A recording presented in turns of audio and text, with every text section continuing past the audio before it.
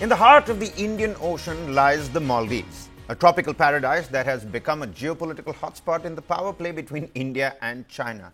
The newly elected Maldivian president Mohammad Muizzu, he had set the stage for a controversy by pledging to expel Indian troops and deepen ties with Beijing, with strategic shipping lanes at stake. This isn't just about one nation's politics, it's more about the balance of power in Asia. And India's historic influence in Maldives faces its sternest challenge. Yet, as Muizzu pushes his India Out campaign, New Delhi confronts the dual task of safeguarding its regional interests and countering China's expanding footprint. And it has done so quite tremendously well. It's no news that whenever Maldives dials international 911, the first responder is always India. You can flip the history books, take it from me. And hence, tonight, we dissect the escalating tension in the Maldives. Why does Muizzu's presidency pose a significant challenge to India?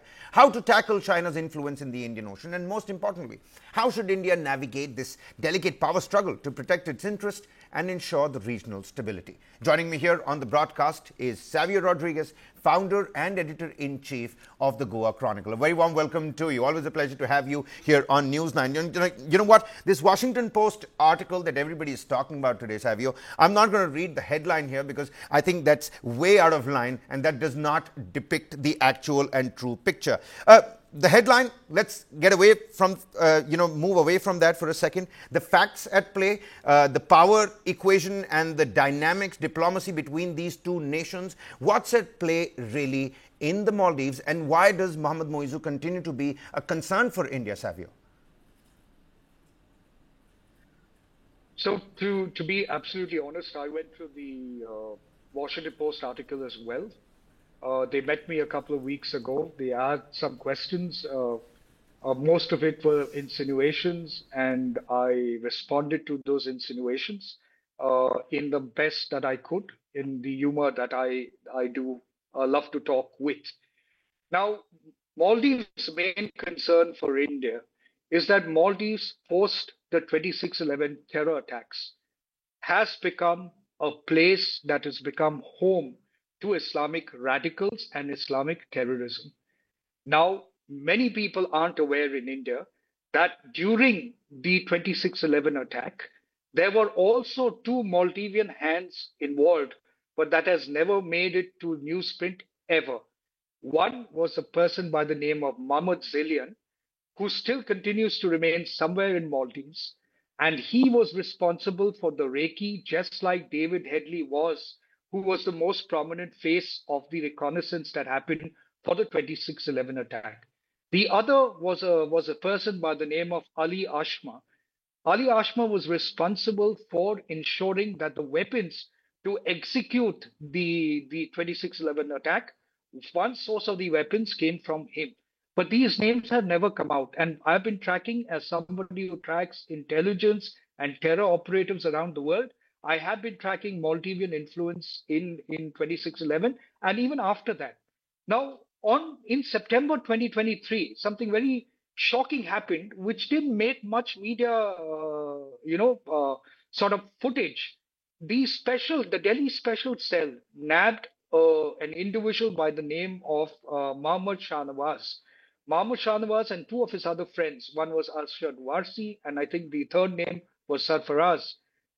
All three of them were caught with detonators, and they were planning three terror attacks in India. Those terror attacks and the targets were the Ram Mandir, which was to be inaugurated in November, the Akshardham Temple, and a location in Mumbai as well, which was All prime considered as, targets, Savio. during These seem to be investigation, all to be the prime Jabbar targets. House.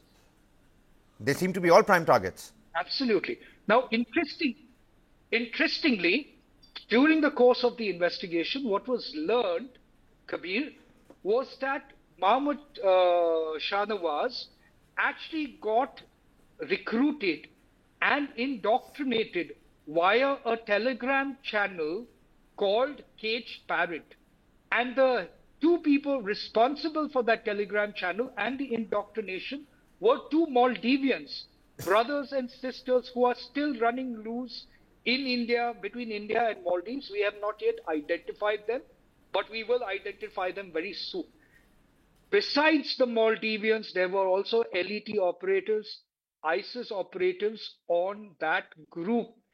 That group indoctrinated these three engineers who were actually working in different levels to become what you would call the face of the Islamic terror attack that was planned. Now, interestingly, which the world hasn't paid attention to, is that Muizzu's family is connected to one of the most radical organizations in Maldives that is responsible for radicalizing a lot of Maldivian youth. And these Maldivian youth then join LET or go to the ISIS operations that happen in Iraq and Syria. And if you look at the history of Jamaat Salaf, you will realize that Muizzu's wife's brother is the president of Jamaat al-Salaf, which is the radical organization of in Maldives training, recruiting, and indoctrinating Islamic radicals. Now, Savio, that let's break by this down far for the viewers. is Let's an break this down for the existential viewers. threat. Mohammed Muizzu's brother-in-law is the president of this radical outfit that is recruiting youngsters also. And you said Cage Parrot was one such Telegram channel as well. That's correct. And in these So his stradded brother- waterways, in these brother-in-law's stradded name is waterways Sheikh in the archipelago, how is it possible that Maldives is able to put a lid on it? I mean, are the many islands in this archipelago helping it out, acting like sort of like a camouflage for the entire situation? Yes.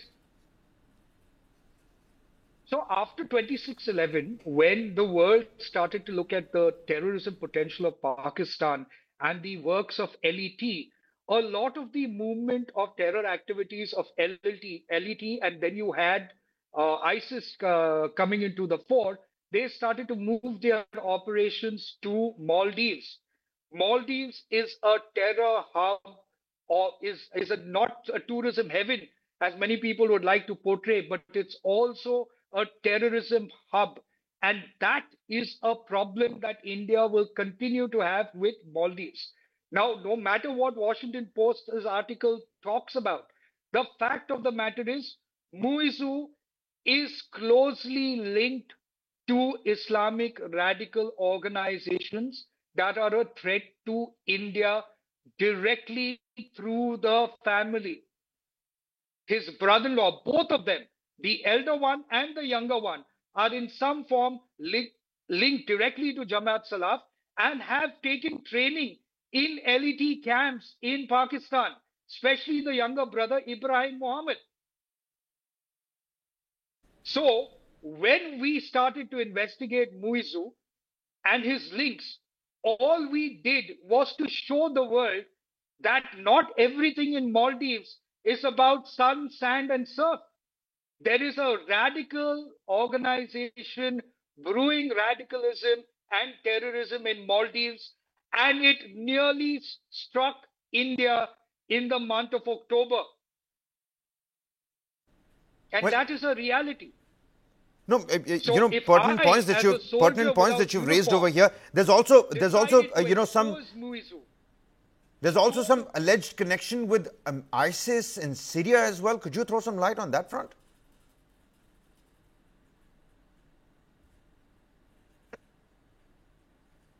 Savio, can you hear us in the studio? there have been a lot of Yeah. Do go on. Maldivian terrorists who have been trained either for LET and ISIS, and they were responsible for being the front end of the front lines in the ISIS works in Syria and Iraq. Please understand, the Maldivians are always considered to be front end warriors when compared to ISIS recruits from India or Pakistan or Bangladesh. That's because they consider the Maldivians to be more ruthless, they consider the Maldivians to be more strong, and the Maldivians to be more focused as far as radicalism is concerned. They normally are at the front lines. So what happened was, if you go back a little into somewhere in March, April, you did have some ISIS operatives that were brought back to Maldives And there was a charter flight that the government of Maldives paid for in order to bring these people back. There are 246 prisoners in jails that the Maldivian government is trying to bring back, and these were ISIS operatives. Where are they going to come back, and are they going to assimilate back into the Maldivian society? The same radicalism that is happening in Maldives. That is an existential threat to India. Absolutely right. That certainly is, and India is that voice, for the global South. When Prime Minister Modi has been speaking about anti-terrorism bids across the world, across the length and breadth of the globe. I mean, something like this happening pretty much in our neighborhood should be raising the right kind of concerns. And before we wrap this segment up, Savio, and you've thrown light on some really pertinent points here.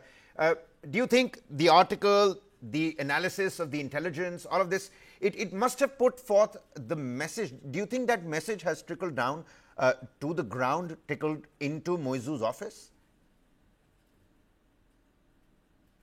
So I'll give you an example. That's what I told the Washington Post as well. In 1970s, when the Catholic Church realized that there were many people leaving the Catholic Church or not attending the Catholic Church, they turned to Hollywood in order to look at a solution to the problem. Then Hollywood came out with two movies. One was The Exorcist and the other one was Omen. Both of them created that fear in order for people to believe that if there is the existence of a devil, then there is certainly a need for us to go back to God and spend time with God in order to be away from the devil. And that's exactly what I did to Moizu, to show him that there are devils in Maldives and he's harboring devils and people who are not meant to be a part of civilized society because they are terrorists. And by harboring terrorists, he's only going to, ruin relationships with India that has always been a big brother to Maldives. Whenever Maldives needed any assistance, India has always been there for Maldives. So Moizu needs to understand that if he doesn't deal with terrorism in Maldives, we will continue to expose him and continue to go after the terrorists existing in Maldives.